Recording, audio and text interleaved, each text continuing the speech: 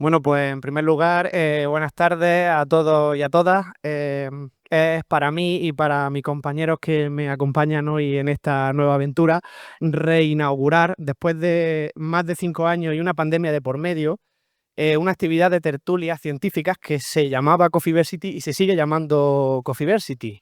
Coffeeversity es una actividad impulsada por el Vicerrectorado de Extensión Universitaria, cuya vicerrectora tiene hoy el honor de acompañarnos aquí esta tarde y cuyo principal objetivo siempre fue hablar de ciencia, pero acercar la ciencia a todas las personas y hacerlo además en un ambiente que sea informal, que sea ameno, que sea distraído, como el ambiente de una cafetería. Así que también, por supuesto, además de a la vicerrectora de Extensión Universitaria de nuestra universidad, también hay que agradecer a la cafetería que nos acoge, que es esta cafetería maravillosa que estamos, que es Cotton Club.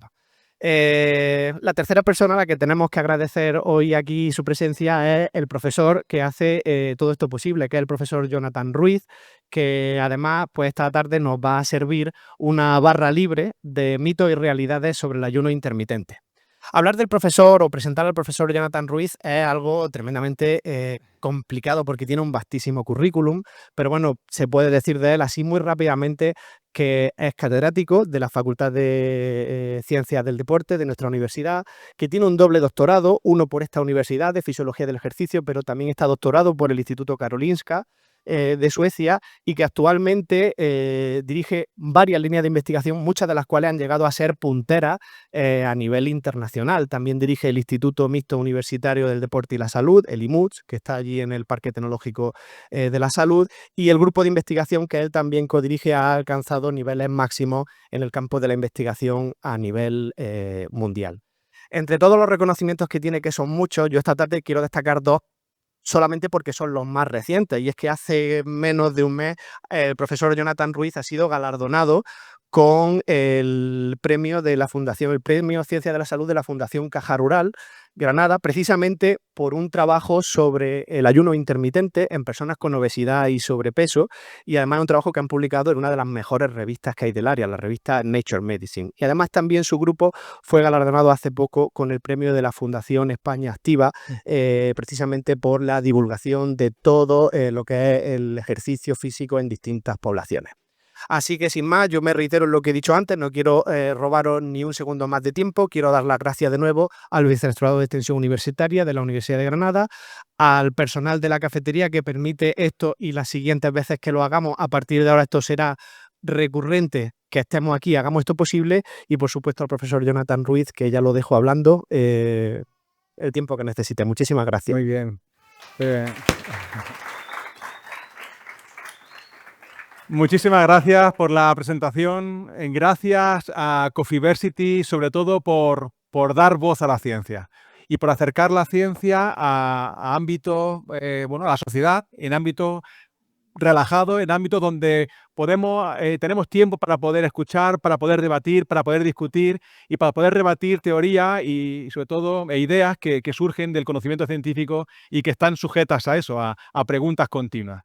Yo también quería aprovechar para dar las gracias a Cotton Club por albergar este tipo de eventos, que yo creo que, bueno, que hacen que la ciencia corra no por las venas, sino por todas las calles de nuestra ciudad, una ciudad, como sabéis, absolutamente universitaria.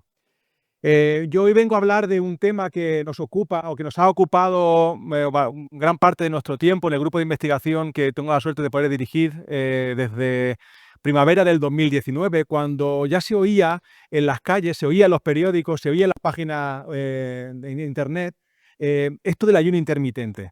De pronto, esto del ayuno intermitente se convierte como una revolución social, todo el mundo hace ayuno intermitente, o al menos esa fue mi impresión cuando empezamos a desarrollar alguna idea y lo comentábamos con compañeros, con amigos, con familiares. No, pues si yo lo hago, pero ¿qué haces? Pues yo hago esto, hago lo otro. Y en realidad en el 2019 la evidencia que había disponible venía principalmente de modelos animales. Entonces nosotros pensamos, oye, igual la sociedad merece una respuesta ante una estrategia nutricional que parece que en modelos animales funciona, pero que realmente no sabemos la evidencia científica disponible de si realmente funciona o no en humanos. Con lo cual, bueno, pues en 2019 empezamos a desarrollar algunas ideas y hoy vengo a compartir con vosotros, con vosotras, alguna de los resultados. Uy, Hola, hola. Sí. Algunos de los resultados que hemos obtenido en algunas de nuestras investigaciones. Yo antes de empezar quiero manifestar claramente mis conflictos de interés para que nadie tenga ninguna duda. Yo declaro que no hago ayuno intermitente de forma regular. Lo practico sobre todo después de días de excesos, Navidad, verano y demás, después de algún domingo, tengo que reconocer también. Y también declaro que si lo pruebas, que si lo probáis, os va a gustar, porque os va a hacer sentir mucho mejor y os voy a explicar algunos de los beneficios de esta práctica tan sencilla.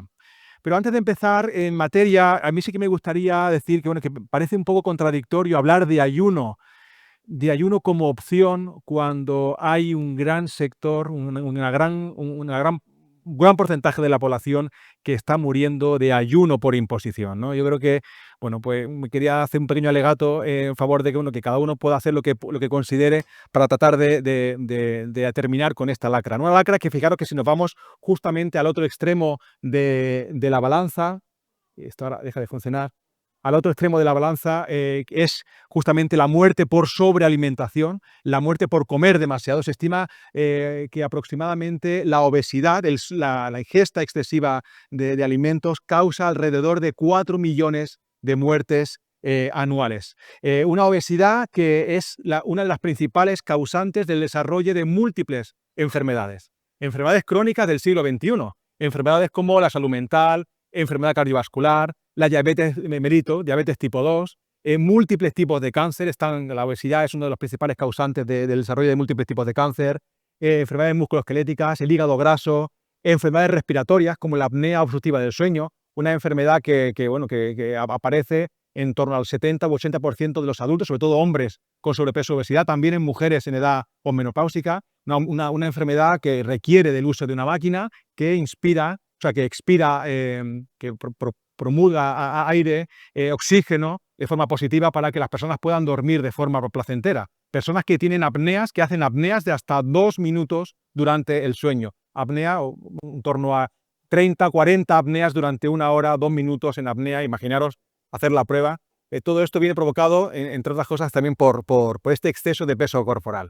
Una enfermedad, vamos a ver, cuya prevalencia en España es demasiado elevada, en torno al 70% de la población adulta tiene problemas de sobrepeso u obesidad. Veis que fijaros que en torno al 40%, los datos epidemiológicos indican que en torno al 40% de niños, niñas y adolescentes tienen problemas de sobrepeso u obesidad. En torno a 1 de cada 4 niños o adolescentes tienen problemas de obesidad. Un niño, un adolescente con problemas de sobrepeso u obesidad en esas edades es un adulto en potencia con problemas de obesidad, un adulto con un riesgo incrementado para desarrollar múltiples enfermedades.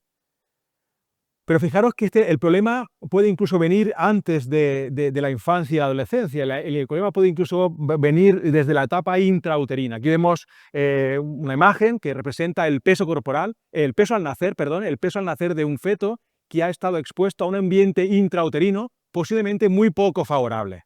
Un ambiente intrauterino que ha estado expuesto a su vez a un estilo de vida poco saludable, con mucho estrés, trabajo, mucha presión y además también a un ambiente posiblemente obesogénico. Un ambiente que me invita a hacer todo lo contrario a lo que debo hacer, ¿de acuerdo? Comida rápida, comida ultraprocesada, comida poco saludable, estrés, ansiedad, contaminación, en fin, múltiples factores, ¿de acuerdo?, que hacen que en última instancia veamos reflejado el peso al nacer de un feto que está, sin lugar a duda, destinado a desarrollar problemas en la edad adulta. Problemas que además pueden aparecer incluso en la infancia y la adolescencia. De hecho, estamos viendo un incremento alarmante de adolescentes con diabetes tipo 2. Una enfermedad que normalmente aparecía en la década de los 40 o 50, ya la estamos viendo en la adolescencia.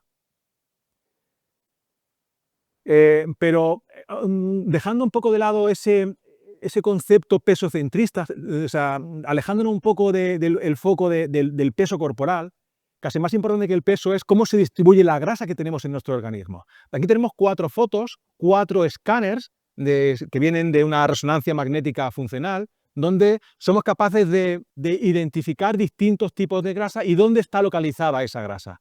Aquí a la derecha tenemos la imagen de una mujer, son imágenes de 4 mujeres que pesan exactamente lo mismo y que miden exactamente lo mismo. Aquí a la derecha tenemos la imagen de una mujer con una zona sombreada en azul, que es la grasa subcutánea, ¿de acuerdo? Y aquí veis que en la zona del abdomen tiene algunas pintas rojas, esa es la grasa visceral, la grasa que se acumula alrededor de las vísceras, en la zona abdominal.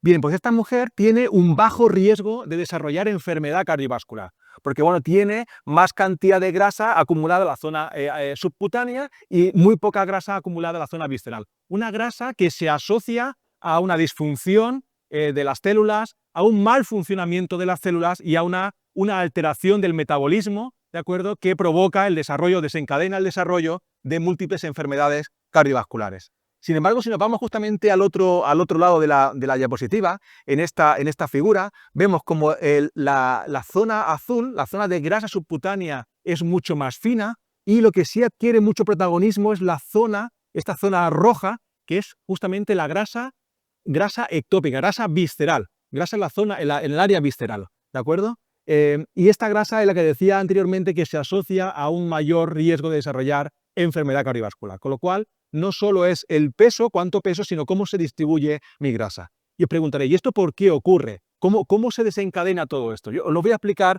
de una forma muy sencilla. Fijaros que aquí tenemos las células, los adipocitos, que son las células que albergan esa energía, esa grasa, en forma de triglicéridos. Lo que comemos se almacena, si no lo utilizamos, si no lo quemamos, se almacena. De hecho, la grasa que tenemos en nuestro organismo es energía en potencia, energía que se acumula por si un día la necesitamos, ¿de acuerdo? Lo que ocurre es que ese día parece que no llega o nunca llega. ¿Qué ocurre si la cantidad de ingesta supera a lo que realmente gastamos? Por llamarlo de una forma muy sencilla. Bien, pues que estas células que tenemos de forma innata, ¿de acuerdo?, que tienen una función metabólica muy importante, empiezan a crecer, se hacen más grandes y además empiezan también a multiplicarse, ¿de acuerdo? Crecen en número. Llega un momento en que esta grasa de la zona subcutánea, la que conocemos como los michelines, ya tiene una capacidad limitada de expandirse, ¿de acuerdo? Y cuando ya no puede expandirse más, cuando nuestro cuerpo ya no puede agrandarse más, pero seguimos teniendo ese exceso de ingesta, el organismo tiene que almacenarla en algún sitio. Pues ese exceso de energía, nuestro cuerpo lo almacena en los órganos, en la zona visceral, lo almacena en el corazón, lo almacena en el páncreas, lo almacena en el hígado, lo almacena en los músculos, ¿de acuerdo? Eso que veis en el jamón de pata negra, esas vetillas que veis blanca, grasa que está rica o muy rica, pues eso es justamente lo que nos ocurre cuando esa grasa que comemos en exceso no se almacena en la zona subcutánea, sino que se almacena en los músculos. Lo que ocurre es que en los humanos, esa grasa acumulada en los músculos, se llama grasa intermuscular, se asocia con un perfil cardiovascular muy poco saludable, ¿de acuerdo? Y pues fijaros que hay órganos que no están diseñados para acumular grasa, para almacenar grasa, pero que sin embargo, en un intento de responder a esa llamada de socorro del organismo, oye, tenéis que almacenar grasa porque aquí no para de llegar energía y el tejido adiposo subcutáneo no puede albergar más. Entonces, ¿qué hacen estos órganos? Lo almacenan. ¿Qué ocurre cuando estos órganos que no están diseñados para acumular energía, para acumular masa grasa, empiezan a acumularla?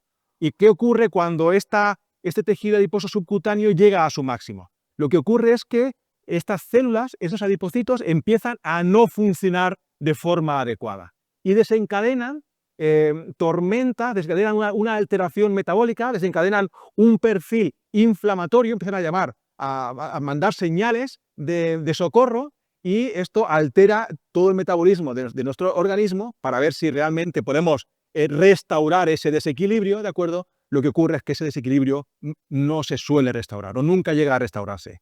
Cuando el organismo está expuesto a esa inflamación crónica, pues el desencadenante, la manifestación clínica viene con un accidente cerebrovascular, una de las primeras causas de muerte en el mundo, en los países industrializados, un infarto de miocardio, diabetes tipo 2, presión arterial elevada o hipertensión, síndrome metabólico, o sea, un conjunto de alteraciones metabólicas que hacen que la posibilidad de que se desencadene un accidente cerebrovascular es también mucho más elevado. Además, también se asocian todos estos desequilibrios con el desarrollo de múltiples tipos de cáncer, como decía anteriormente. Bien, en todo este Bueno, vamos a ver si ahora. Vamos a ver.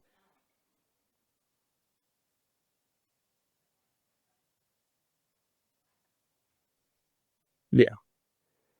En todo este problema que tenemos, parece que, bueno, que lo que podría solucionar él parcialmente el problema es perder peso. Y bueno, aquí pone una afirmación que podemos estar más o menos de acuerdo, pero podemos discutir con varios cafés, pero lo cierto es que perder peso es relativamente fácil y todos sabemos cómo hacerlo. Todos sabemos cómo hacerlo. En realidad, la forma de perder peso es dejar de comer o comer mucho menos. Dejo de comer o como mucho menos y la pérdida de peso se produce de forma gradual y además relativamente rápida. 2, 3, 4 semanas, 2 meses, 3 meses antes de la boda, antes del verano, pierdo 10 kilos, lo tengo, me relajo, el verano, llega a final de julio, agosto, septiembre, vuelvo a comer de forma natural y unos meses más tarde no solo recupero el peso perdido, sino que además recupero más peso del que partía. Con lo cual, perder peso es relativamente, quiero decir, ¿de acuerdo? Y ganarlo es todavía más fácil. Claro, decía, ¿cómo puedo hacerlo? Reduciendo la ingesta, ¿de acuerdo? Reduzco la ingesta, platos con una ingesta con una cantidad muy reducida, y estoy todo el día con la sensación de tener hambre, todo el día a nivel mental pensando en que quiero comer, y eso realmente no es sostenible en el tiempo. O sea, puedo estar unas semanas, unos meses, porque tengo una fuerza de voluntad de hierro, porque tengo un reto, porque se casa mi hija, mi prima, mi hermana, pero llega un momento en que no lo puedo sostener. Con lo cual, en esa problemática de poder mantener esa reducción de la ingesta y que la gente efectivamente falla estrepitosamente por mantener esa reducción de la ingesta durante mucho tiempo, surge una nueva estrategia nutricional que se llama ayuno intermitente. ¿Qué es el ayuno intermitente? El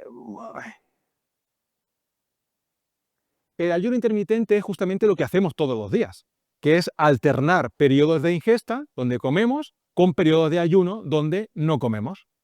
Cuando nos levantamos, desayunamos, a lo largo del día vamos comiendo, a mediodía comemos, el desayuno de la mañana, la merendola de la tarde, la cena, me voy a dormir, me acuesto a las 10, 11, las 12 de la noche, voy a dormir y durante la noche no como porque estoy durmiendo, me levanto a las 8 de la mañana, otra vez vuelvo a comer. Por lo cual, ingesta durante el día, ayuno durante la noche. Esto es lo que hacemos habitualmente.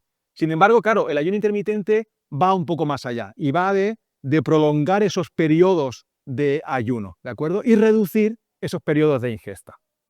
Y hoy en la intervención de hoy, en todos los siguientes minutos, yo quería tratar de resolver algunos de los mitos que yo oigo en la calle, que me comenta mucha gente, y sobre todo generar algunas preguntas que seguro que os van a surgir de esta intervención.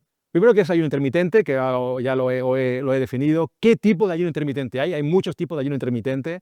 ¿Qué es esto de la restricción horaria de la ingesta? De la cual voy a hablar bastante durante los próximos minutos. Si efectivamente el ayuno intermitente me ayuda a perder peso. Si el hecho de hacer ayuno intermitente añade o no algún beneficio al tipo de estrategia nutricional que sabemos que funciona, que es la de reducir la ingesta nutricional, ¿de acuerdo?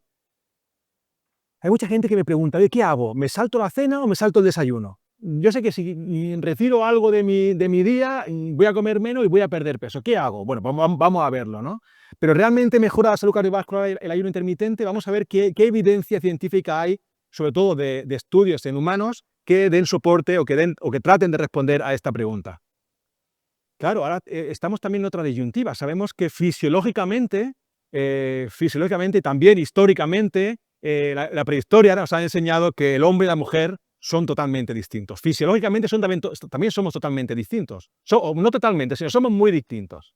¿De acuerdo? ¿Respondemos de la misma forma ante una intervención de ayuno intermitente? Vamos a ver qué dice la ciencia. Y luego, por último, por supuesto, tenemos que ver si esto de hacer ayuno intermitente me perjudica. A ver si voy a ganar por un lado, pero por otro lado voy a tener algunas alteraciones poco deseables, ¿no? Y por último terminaré con algunos de los bulos que han corrido por las redes, que los bulos parece que tienen más velocidad o alcanzan más velocidad que las verdades o que la información basada en la evidencia científica y que de alguna forma dañan el conocimiento científico que se ha construido durante los últimos 10 o 15 años. Un solo bulo acaba con toda esta información.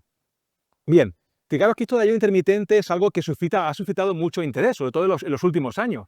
Fijaros, esto es el número de publicaciones en una página web de ciencia Fijaros el desarrollo tan importante, tan exponencial en los últimos años, de tal forma que en el 2025 se han publicado más de 300 estudios científicos dedicados al ayuno intermitente.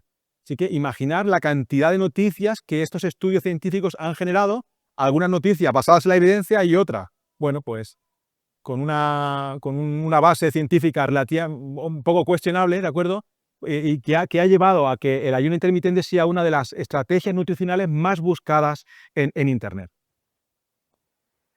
Cuando hablamos de tipo de ayuno intermitente, el más conocido es el que en el que os voy a hablar, que es el de la reducción de la ventana de ingesta, donde se nos permite, y el más conocido es el 16-8, donde ayunamos durante 16 horas y podemos comer durante 8 horas. Ahora veremos dónde ubicamos esas 8 horas de ayuno. Pero hay otros tipos de ayuno intermitente, como este, por ejemplo, ¿no? Un día como, otro día no como. Un día como, otro día castigado. Otro día como, otro día no como. O este que dice el OMAD. El OMAD es en inglés dice one meal a day, una comida al día. Normalmente la gente que prefiere este tipo de ayuno come en torno a las 5 o 7 de la tarde, hace una sola comida y ya no come hasta el día siguiente a la misma hora, ¿de acuerdo? Hay otra gente que dice, bueno, pues yo voy a hacer ayuno, pero lo hago a mi manera, pues hoy no desayuno, mañana no ceno, hoy no me da tiempo a comer, pues no como. Y va salteando, ¿de acuerdo? Yo el tipo de ayuno del que os voy a hablar hoy es de la restricción horaria de la ingesta, donde lo que hacemos es reducir la ventana de ingesta. Este tipo de ayuno dice que puedo comer durante un periodo de tiempo y ayunar el resto del día. Y os voy a poner un ejemplo muy, muy fácil. Vamos a hablar de ventanas de ingesta. Un español medio desayuna entre las 7 y las 8 de la mañana, aproximadamente, y la cena la toma entre las 9 y media, 10 de la noche. Desde las 8 de la mañana a las 9 de la noche pasan en torno a 13 horas. Esa es mi ventana de ingesta, entre 12 y 13 horas, ¿de acuerdo? Pues este tipo de ayuno, de reducción o restricción de la ventana de ingesta, lo que dice es que en lugar de 13 horas de ventana de ingesta, voy a reducir esa ventana de ingesta a 8 horas, ¿de acuerdo? 8 horas de ventana de ingesta, 16 horas de ayuno. ¿Durante esas 16 horas puedo comer algo? Sí. ¿Qué puedo comer? Agua, puedo tomar café sin azúcar, sin sacarina, puedo tomar té también, ¿de acuerdo? Puedo tomar alimentos que no tengan contenido nutricional, que no tengan un contenido calórico, ¿de acuerdo? Y durante las 8 horas puedo comer lo que quiera. No hay ninguna recomendación. Come lo que quieras. Claro, idealmente estamos en Granada, estamos en Andalucía, en España, dieta mediterránea, lo recomendable es comer una comida saludable durante esas 8 horas. Pero es que además veréis que esas 8 horas me van a condicionar de alguna forma qué como y cuánto como, pero de forma no consciente, y ahí está la clave, ¿de acuerdo? Yo esta gráfica la he presentado en países nórdicos, en Alemania, en Francia, y claro, se ríen de los españoles, que tenemos la ventana de ingesta muy lejos, pero yo que he vivido en Suecia durante 6 años sé que aunque ahí se cena a las 7 de la tarde, a las 9 y media, a las 10, te tomas algo. Porque desde las 6 de la tarde hasta las 10, que no te has acostado todavía, pues apetece tomarse algo, con lo cual su ventana de ingesta es muy similar a la nuestra, en torno a 12, 13 horas.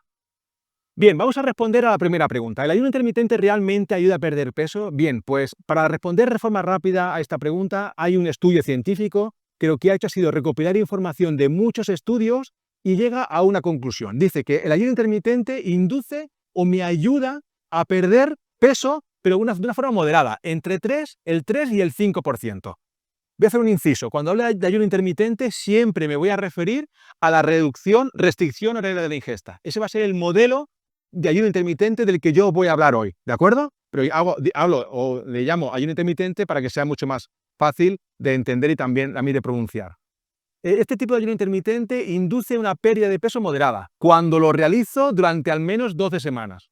Como digo, entre el 3 y el 5%. Ahora veréis cómo la respuesta a esta intervención es muy variable entre personas. Hay gente que pierde 15 kilos y gente que pierde 1 o no pierde nada, ¿de acuerdo? Y ahora veis por qué ocurre esto. Este tipo de pérdida de peso se produce cuando la ventana de ingesta es de 8 horas o menos, ¿de acuerdo? O menos, ¿qué significa? Pues que la gente reduce su ventana de ingesta incluso mucho más de 8 horas, en torno a 6, 5 o 6 horas, ¿de acuerdo? Y además, este estudio dice que las personas que participan en los estudios reportan una reducción de la ingesta de entre 200 y 500 kilocalorías, entre el 20 y el 30% de reducción de la ingesta. Claro, es justamente lo que un nutricionista te prescribiría si vas a la consulta para perder peso, una reducción de entre el 30 y el 40% de la ingesta nutricional para inducir una pérdida de peso. Aquí la historia o lo bonito de este tipo de intervención nutricional es que la reducción se produce de forma no consciente. Yo desayuno a las 8 de la mañana, a las 9 de la mañana desayuno, tomo el café con la tostada.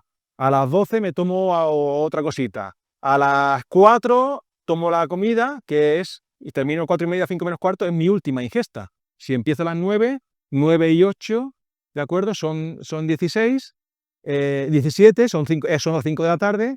O sea que la última ingesta es a las 5 de la tarde y ya no como hasta el día siguiente. Claro, si he desayunado a las 9, tomo algo a las 12, como a las 4, el desencadenante o el tiempo que pasa entre una comida y otra es relativamente corto, con lo cual el apetito no es lo suficientemente elevado como para comer todo lo que podría comer si el número de horas que pasa entre una comida y otra fuera de 5 o 6 horas, que es lo que normalmente ocurre, ¿de acuerdo?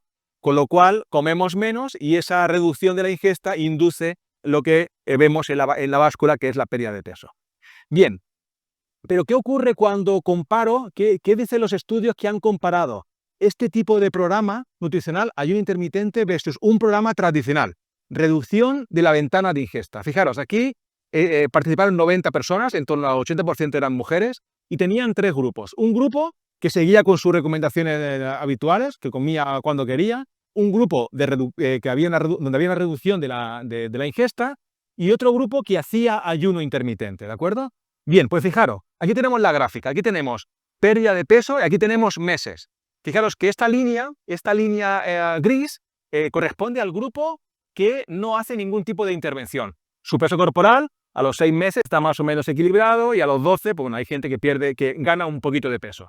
Fijaros, estas dos líneas, la naranja y la azul, corresponden al grupo de reducción de la ingesta, la azul, y de ayuno intermitente, la naranja. Fijaros que son prácticamente paralelas y en algunos puntos son superpuestas.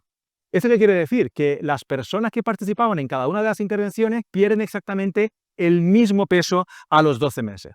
Pero es que si analizamos cuál ha sido su reducción de la ingesta, la reducción ha sido prácticamente la misma, en torno a 400 kilocalorías menos el grupo al que el nutricionista le dijo que comiese menos, y 425 el grupo que hacía ayuno intermitente. Con lo cual, a la respuesta de si el ayuno intermitente es igual de efectivo que la restricción calórica, podemos decir que efectivamente puede ser algo parecido. Puede ser parecido si realizo el ayuno intermitente en 8 horas, en este caso la ventana era entre las 12 de la mañana y las 8 de la tarde, ¿de acuerdo? Durante un periodo de 12 meses, durante un año consecutivo, ¿de acuerdo? Pero es que además de este estudio vio que la sensibilidad a la insulina, la capacidad para utilizar la glucosa que ingerimos y retirarla del torrente sanguíneo para evitar que los niveles de glucosa se eleven, esa sensibilidad a la insulina había mejorado de la misma forma en ambos grupos de intervención, tanto en el grupo de ayuno intermitente como en el grupo de reducción calórica o reducción de la ingesta.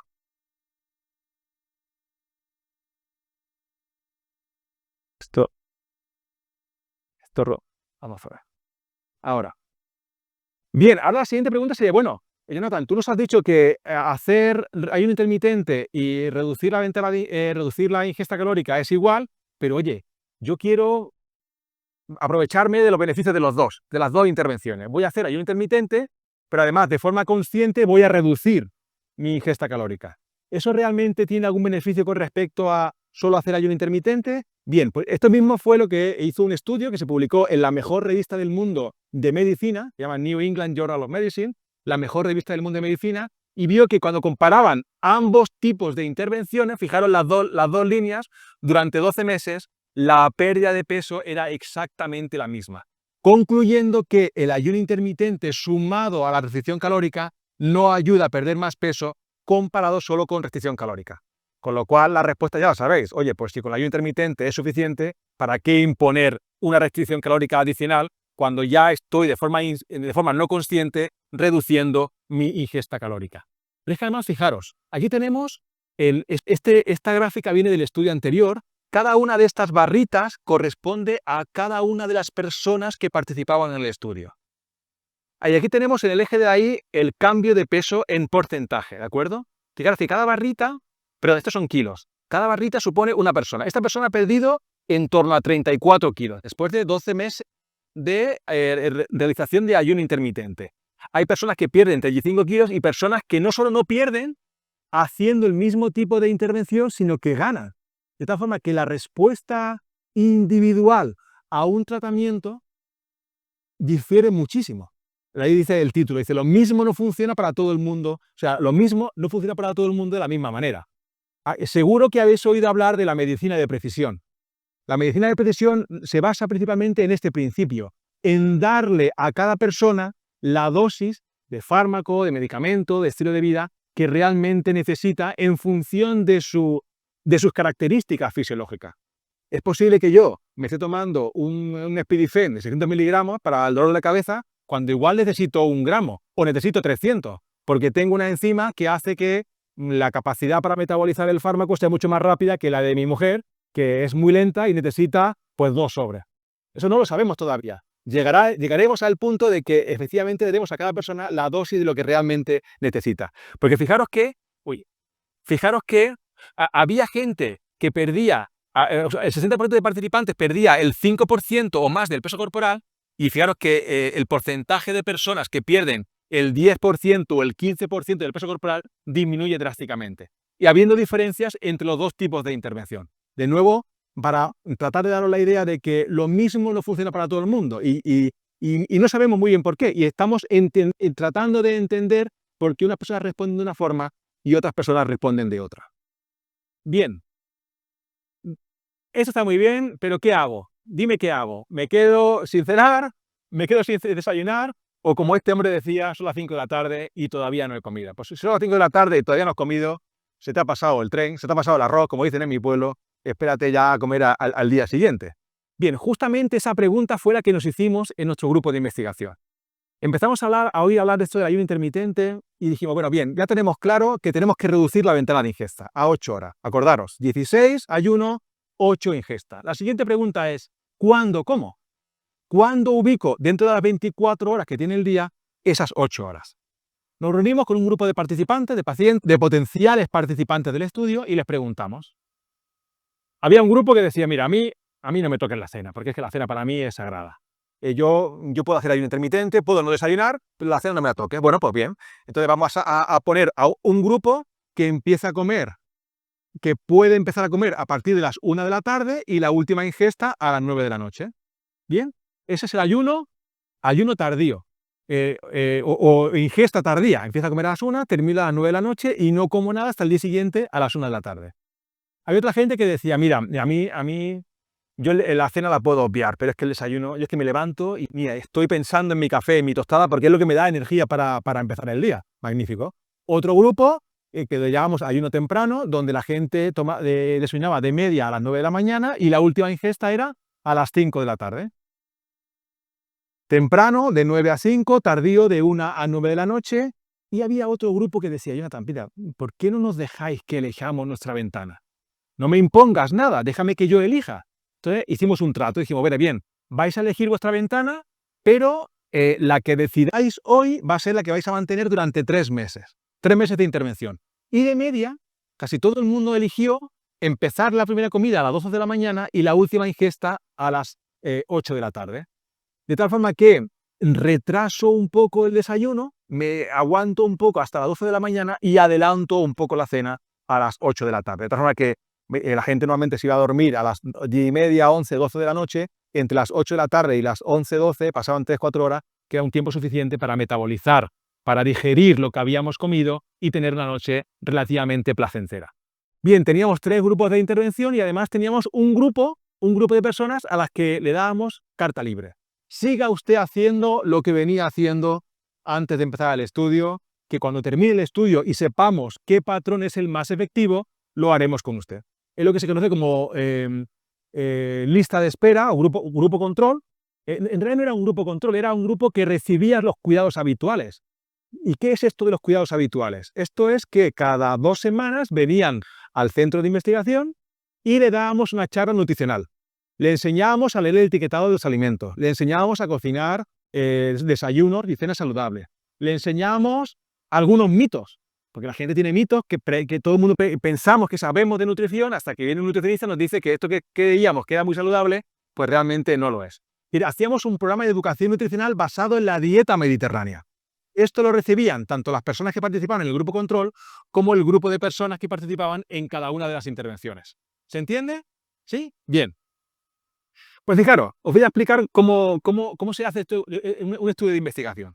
Hacíamos un prediagnóstico, llamábamos a la gente por teléfono, le hacemos una serie de preguntas para ver si cumplían con los criterios de inclusión.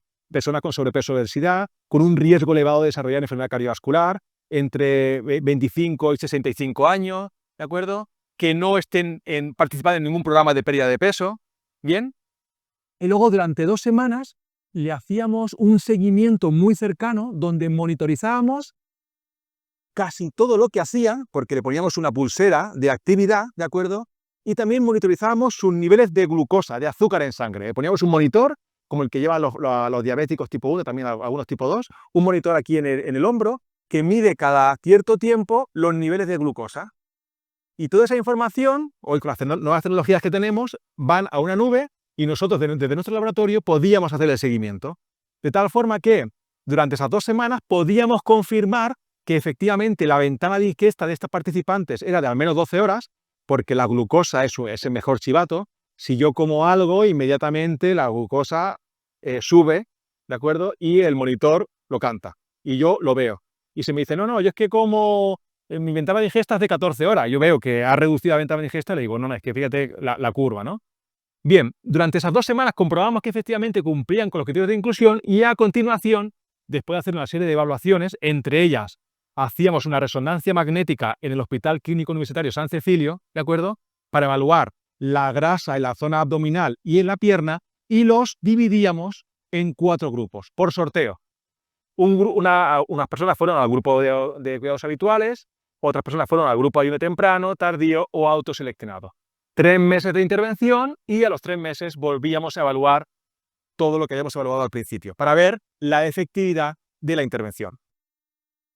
Empezamos con, a ver si esto quiere, bueno, aquí tenemos la grasa subcutánea que os he explicado anteriormente, justo debajo de la piel, y la grasa visceral en la zona de las vísceras con la resonancia magnética en el servicio de radiología en los fines de semana, concretamente los domingos, la mayor parte de ellos, para no alterar el servicio. Bien, aquí tenemos uno de los primeros resultados, que es lo que más suele interesar, el peso corporal. Aquí tenemos 3 colores, ¿de acuerdo? Grupo control, grupo que no hacía ningún tipo de ayuno intermitente, grupo de ayuno intermitente temprano, entre las 9 y las 5 de la tarde, tardío y autoseleccionada. Cada punto representa el cambio, o sea, el peso después de la intervención versus el peso antes de la intervención, ¿de acuerdo?, de cada uno de los participantes. Y estas cruces representan la media, de tal forma que, por ponerlo muy sencillo, podemos ver que en la pérdida de peso media de los grupos de intervención oscilaba entre 4 y 5 kilos. Entre 4 y 5 kilos. Todas las pérdidas de peso de los 3 grupos fueron exactamente las mismas. No había diferencias entre ellos. Pero es que además, fijaros que el grupo control también perdía peso. Algunas de esas personas, simplemente por recibir ese programa de educación nutricional, perdían hasta 9 kilos, ¿de acuerdo? Sin embargo, la pérdida de peso del grupo de intervención fue mayor que la del grupo control, aunque como podéis ver, la respuesta individual fue muy grande. Fijaros, tenemos aquí antes, después, en torno a 4 kilos, pero es que además les dijimos a los participantes que vinieran un año más tarde. A los 3 meses terminó el estudio, se fueron a su casa y un año más tarde lo llamamos. Oye, veniros que vamos a hacer una revisión. Y porque queríamos ver si los participantes de los grupos de ayuno intermitente, cuánto peso habían reganado un año más tarde. Y lo que vimos fue que la reganancia de peso fue en torno a 2 kilos. Lo que vimos fue que esa curva que vimos al principio, donde se producía un incremento de peso corporal por encima del peso inicial, en el caso de los participantes que habían hecho ayuno intermitente, no se producía. Pero es que además, cuando le preguntábamos si habían seguido haciendo ayuno intermitente durante ese año que habíamos dejado un poco en libertad, sin hacer ningún tipo de intervención, casi todo el mundo reportaba que había seguido haciendo ayuno intermitente.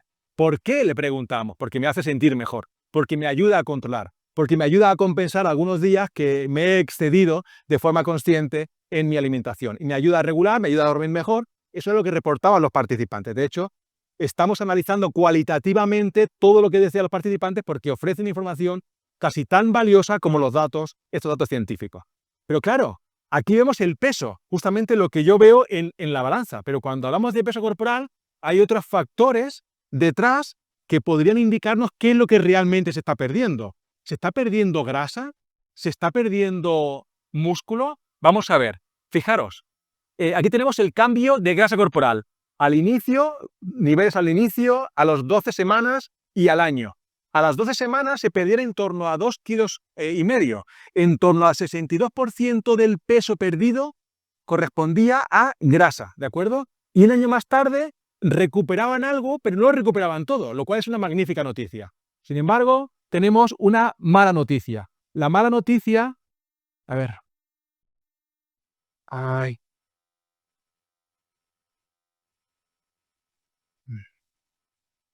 La mala noticia, si me deja esto. Jolín. Ahora, la mala noticia es que esto se llama masa libre de grasa, podemos decir masa muscular, ahora que no me oye mucha gente. Hubo una pérdida de en torno al 40% de ese peso que perdíamos, en torno al 40% era masa muscular. Lo cual, en determinadas edades, no nos lo podemos permitir, ¿de acuerdo? Y esa pérdida de masa muscular no se recuperaba al año. Con lo cual, aquí tenemos otro mensaje. Y el mensaje es que si hago ayuno intermitente, igual tengo que acompañarlo de otro tipo de intervención.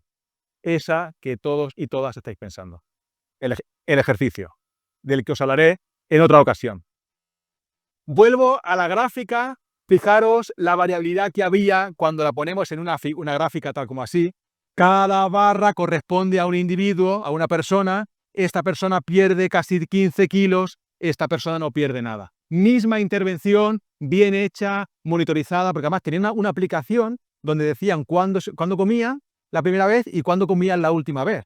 Monitorizábamos todo lo que podíamos monitorizar, todo el mundo se quiere intervención, pero hay gente que pierde al menos el 5% de su peso corporal, que es un valor que se considera como clínicamente relevante.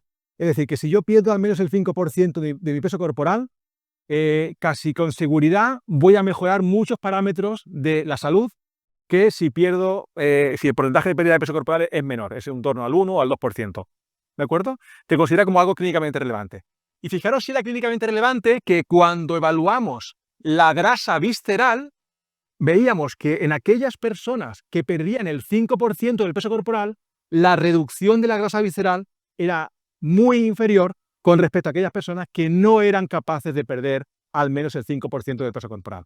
Pero no solo la grasa visceral, que se asocia con alteraciones metabólicas, sino también la grasa pancreática. Aquellas personas que perdían en torno al 5% de peso corporal, que era en torno al 40% de los que hacían ayuno intermitente, también perdían mucha grasa hepática, de forma estadísticamente significativa cuando comparábamos con aquellas personas que no perdían el 5% del peso corporal. Perder grasa hepática o prevenir la acumulación de grasa en el hígado es fundamental, es muy importante. ¿Por qué? Porque es uno de los primeros causantes del desencadenante de cáncer hepático. El cáncer hepático en muy pocos años va a ser uno de los principales, va a provocar una de las principales causas de muerte en el mundo, ¿de acuerdo? Y la acumulación patológica de grasa en el hígado es una de los orígenes, de las consecuencias. Fijaros además que ocurre una cosa, y es que también evaluamos la grasa subcutánea. Acordaros, la grasa que hay justo debajo de la piel, la que llamamos como michelines. Aquí tenemos los 4 grupos. Grupo control, temprano, tardío, autoseleccionado. Igualmente vemos que hay una reducción significativa en todos los grupos, sin embargo, aquí ya voy a empezar a poner peros. Y el pero es que el grupo en el que más beneficios se observan es en aquel grupo en el que obviaba la cena. Aquel grupo que comía desde las 9 de la mañana a las 5 de la tarde y a partir de las 5 de la tarde ayunaba hasta el día siguiente. Pero es que además cuando evaluamos un parámetro de riesgo cardiovascular muy sencillo, que es el azúcar en sangre, la glucosa en sangre, aquí hay muchos médicos que pueden corroborarlo, también veíamos que aquellos participantes que tenían un mayor descenso en los niveles de glucosa en sangre eran aquellos que comían de 9 a 5. Mientras que en el grupo tardío o el alto seleccionado, los cambios en glucosa no eran apreciables, después de 3 meses de intervención. Como teníamos el glucómetro puesto, podíamos calcular no solo el nivel de glucosa en sangre durante las 24 horas, sino además también medíamos la glucosa nocturna, además de otros muchos parámetros. Cuando evaluamos la glucosa nocturna, la glucosa durante la noche, también vimos que efectivamente, y como era de esperar, que me diría mi abuela, esto para qué lo estudias, esto ya lo sabemos, el grupo que terminaba de comer a las 5 de la tarde era efectivamente aquel grupo que tenía sus niveles de glucosa en sangre mucho más disminuidos 3 meses más tarde. Claro, si yo la última ingesta la hago a las 5 de la tarde y me acuesto a las 11 de la noche, pasan 6 horas, la capacidad para digerir el alimento que me he comido es mucho mayor, posiblemente de las 5 a las 10, 11 de la noche también voy a estar activo, porque bueno, estoy vivo, hago cosas y tal. El músculo también me va a ayudar a reducir los niveles de glucemia en sangre, mientras que si lo comparo con el grupo tardío, por ejemplo, donde la última ingesta es a las 9 o 10 de la noche, como 3, 2, 1 y me voy a dormir. Y mientras duermo o intento dormir, mi cuerpo no está descansando, mi cuerpo está digiriendo, está metabolizando la comilona que me acabo de comer, ¿de acuerdo? Con lo cual, la glucosa durante la noche del grupo tardío, del grupo que come, en otras palabras, mis niveles de azúcar en sangre cuando me pego el atracón por la noche, después de todo el día cesado, llego a mi casa y digo, este es mi momento, mi glucosa está arriba. ¿Por qué me levanto cansado, sin la sensación de haber descansado suficiente, fatigado? Porque no he dejado que mi organismo descanse. Porque lo que debería haber sido descanso, mi cuerpo ha estado metabolizando el alimento que me acabo de ingerir, ¿de acuerdo? Cuando evaluamos los efectos adversos, en nuestro estudio, donde participaban en torno a 200 personas, 50 personas por grupo, no hubo efectos adversos serios. Hubo un evento, una hipoglucemia, unos niveles de glucosa relativamente bajos o patológicamente bajos en el grupo de ayuno temprano, aunque como teníamos un endocrinólogo en el estudio, él no lo asoció al tipo de intervención, pero está ahí. Una trombosis, migraña, algún dolor de cabeza, pero cosas muy menores, ¿de acuerdo? Y no asociadas en principio a la intervención. Sí también tenemos que decir que cuando analizamos los datos, yo los he presentado juntos en hombres y mujeres, cuando lo analizamos separadamente, los beneficios o los efectos que os he mostrado eran iguales en hombres que en mujeres. Es el primer estudio que conocemos que se ha publicado que tiene el número de personas, de mujeres y de hombres equilibrado y suficiente para poder hacer estadística, para poder hacer análisis matemáticos y poder concluir de forma contundente que los efectos son iguales en hombres y en mujeres. Normalmente los estudios están repletos normalmente de mujeres, que son las que tienen más conciencia de la importancia de cuidarse de la salud, y muy pocos hombres, o viceversa, ¿de acuerdo? En este caso tenemos el 50% de hombres, 50% de mujeres, y los resultados, los beneficios son iguales para un grupo y para otro, ¿de acuerdo? Como decía, el ayuno intermitente no afecta negativamente a la depresión, la evaluamos, a la ansiedad. Había gente que decía, bueno, es que el ayuno intermitente provoca ansiedad, porque claro, 16 horas sin comer, yo me subo por las paredes. Bien, evaluamos con cuestionario, con un psicólogo, qué pasaba con el nivel de ansiedad antes y después de la intervención, de depresión, de estrés, de calidad de vida, calidad del sueño, no evaluada objetivamente, que también con un monitor de actividad, sino además la gente, ¿qué reporta la gente cuando dice, oye, esto no me afecta o me afecta? Nadie decía que le afectase la calidad del sueño, la calidad de vida en algunos casos incluso mejoraba, ¿de acuerdo? Y aparte esto está también respaldado no solo por nuestro estudio, sino por más de 100 estudios que se han realizado en modelos en población humana.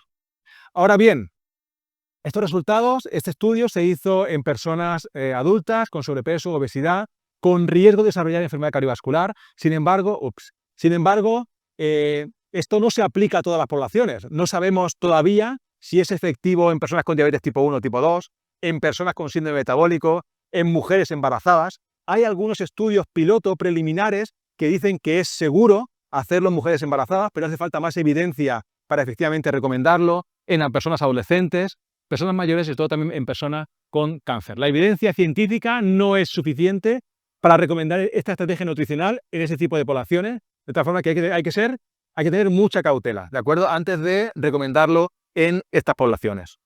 Y por último, para terminar, quería terminar con esta diapositiva, con esta noticia del periódico, el periódico El Mundo, que se hacía eco de una investigación que se publicaba en el libro de actas de un congreso muy importante, el Congreso Americano del Corazón, que decía que el ayuno intermitente dispara en torno al 91% el riesgo de muerte por enfermedad cardiovascular.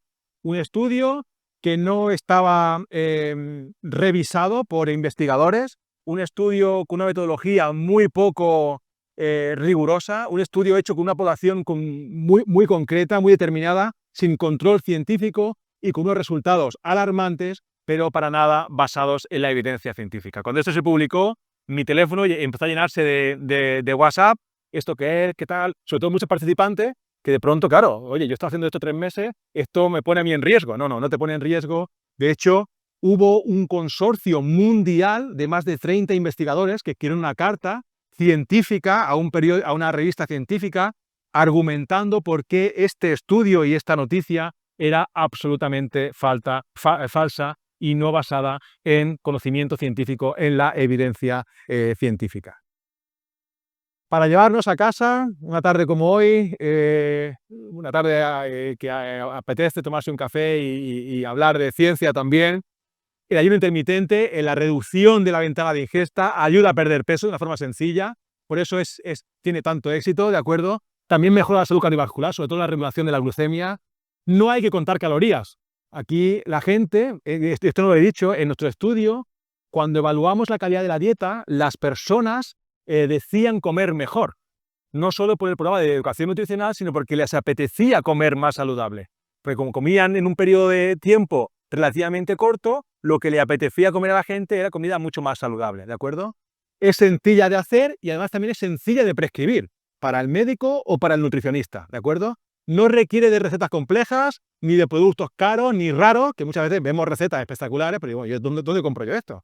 Me paso media tarde comprando los ingredientes y no los encuentro todos. Y eso me ha pasado a mí muchas veces. La ventana de ingesta recomendable está entre 8 y 10 horas, pero todo depende de la ventana de ingesta de partida. Si mi ventana de ingesta de partida son 10 horas, si bajo de 10 a 8, posiblemente no haya un efecto significativo. Si mi ventana de ingesta son 10 horas, yo recomendaría bajar un poco más de 8 horas, ¿de acuerdo? Sí que la recomendación después de nuestro estudio es que se haga cuando se quiera, pero que la recomendación sería que la última comida esté lo más alejado de la hora de dormir, ¿de acuerdo? En torno a las 7, 8, incluso 9 de la noche, si nos acostamos a las 12, para que nos dé tiempo a metabolizar, a digerir esa última ingesta. Nosotros, al igual que una gran cantidad de estudios, no vimos efectos adversos, pero, por supuesto, antes de ponerlo en práctica, antes de empezar a hacerlo, mi recomendación es siempre ponerse en manos de un médico, de un sanitario, ponerse en manos de un experto, de un nutricionista, para que nos recomiende si efectivamente, nos diga si efectivamente es recomendable o no hacerlo en función de mi situación fisiológica. Bien, pues por mi parte, esto es todo. Antes de terminar, quería, por supuesto, agradecer a todo el equipo, mucha gente, más de 30 personas involucradas, el servicio de endocrinología, de biología y biomedicina, de radiología del hospital, psicólogos, nutricionistas también, ciencia del deporte, medicina del deporte, mucha gente involucrada detrás para dar luz para tratar de responder a una necesidad, a una pregunta de la sociedad. Aquí tenemos a la imagen de algunos de los miembros del equipo y, por supuesto, a las fuentes de financiación que han hecho posible que esto se pueda realizar. Fuentes de financiación que se alimentan con los impuestos de cada uno de nosotros y cada una de vosotras. De tal forma que la única forma de devolver ese favor, esos impuestos que han hecho posible que nosotros hagamos la investigación es, desde luego, hacer actividades como esta para que la sociedad entienda qué es lo que la ciencia está tratando de resolver. Esto es todo por mi parte, encantado, gracias por venir, estoy abierto a discusión, a preguntas, a dudas, las que pueda resolver las resolveré y las que no, pues las resolveremos en la próxima cita. Muchísimas gracias por vuestra atención.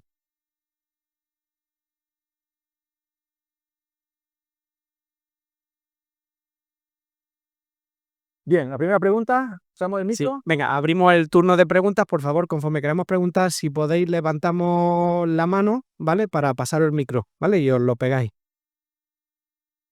Sí. Hola, buenas. Primero, muchísimas gracias. Em, Yo creo que lo que más miedo da de lo que has contado es el tema de la disminución de la masa muscular. Entonces, mi pregunta es, si llevas una ingesta normal a lo largo de todo el día, como estamos acostumbrados a nivel social y cultural, y te lo pasas y pasas esas horas de ingesta a una dieta restrictiva, ¿Sí? eh, ¿la cantidad de peso de masa muscular es equivalente barra mayor barra menor que con una dieta intermitente? Es la misma. O sea, la reducción de la masa muscular con una dieta de reducción de la ingesta calórica se ha descrito que es en torno al 20-25, entre 25 y 30% del peso corporal que se pierde es masa muscular. Se haga ayuno intermitente o hagas una reducción, una reducción calórica, una restricción calórica. Está reportado. Y de hecho, fijaros que este tema está suscitando mucho interés ahora con estos fármacos que se están comercializando para la pérdida de peso. Fármacos que inducen una pérdida de peso masiva en relativamente poco tiempo, de en torno al 15, incluso al 20% del peso corporal. Una persona que pesa 100 kilos pierde 20 kilos en torno a un año. De esos 20 kilos, hasta el 40% es músculo. Ese músculo, efectivamente, se tiene que perder algo de masa muscular, pero igual el 40% es demasiado, pero el 40% de masa muscular de una persona, por ejemplo, una mujer en la menopausia, es algo que no se puede permitir, porque el músculo es un órgano activo, metabólicamente activo, que le va a preservar para desarrollar múltiples enfermedades. Entonces, ¿qué tenemos que hacer? Pues lo que tenemos que hacer es hacer algo de ejercicio. Hacer un tipo de ejercicio que me ayude a preservar esa pérdida de masa muscular que sé que va a ocurrir sí o sí. El 90% de los casos ocurre esa pérdida de masa muscular. Entre otras cosas porque, claro, si yo peso 20 kilos menos, necesito menos masa muscular para desplazarme, ¿de acuerdo? Pero en lugar de 40%, igual lo lógico o lo razonable sería perder en torno al 10, 12%, no un 25, un 30 o incluso un 40%, ¿de acuerdo? Sigo yo. Muchas gracias, muy interesante. El tema de la edad. Has dicho que las pruebas las habéis hecho con personas entre 25 y 65 años. Sí. Yo pregunto por ese grupo que tú has mencionado ahora, que es las mujeres que están en la menopausia o en la perimenopausia. ¿Los efectos son los mismos? ¿Lo tenéis estudiado? Los efectos son los mismos, incluso mayores. ¿Por qué mayores? Porque las mujeres, y eso estamos haciendo un estudio ahora con mujeres en esta edad, las mujeres en edad, menopausia, en torno a 55, 65 años, 70, que estamos trabajando con ella ahora, son mujeres empoderadas que dicen, hasta aquí hemos llegado, he dedicado mi vida a cuidar a los demás, ahora me voy a cuidar a mí, y gracias o debido a no cuidarme, me veo donde estoy. Entonces se adhieren a la intervención de una forma espectacular, mucho mejor que los hombres. Con lo cual los beneficios o los efectos son los mismos o incluso mayores. También los efectos adversos. Claro, si pierden mucho peso, hay un riesgo de que pierdan mucha masa muscular, pero como lo sabemos, lo que estamos haciendo es implementar un programa de ejercicio para prevenir, para atenuar esa pérdida de masa muscular. Algo de masa muscular van a perder, pero no demasiada masa muscular, sino justamente lo que deben perder en función de la pérdida de peso corporal. Pero son los mismos y aparte hay un beneficio muy importante, claro. ¿Alguna pregunta más allí? El ejercicio en la menopausia es innegociable. Iros con este mensaje, innegociable, porque la fisiología es cierto que la mujer os hace un favor enorme durante la etapa fértil, pero en la menopausia os juega una mala pasada.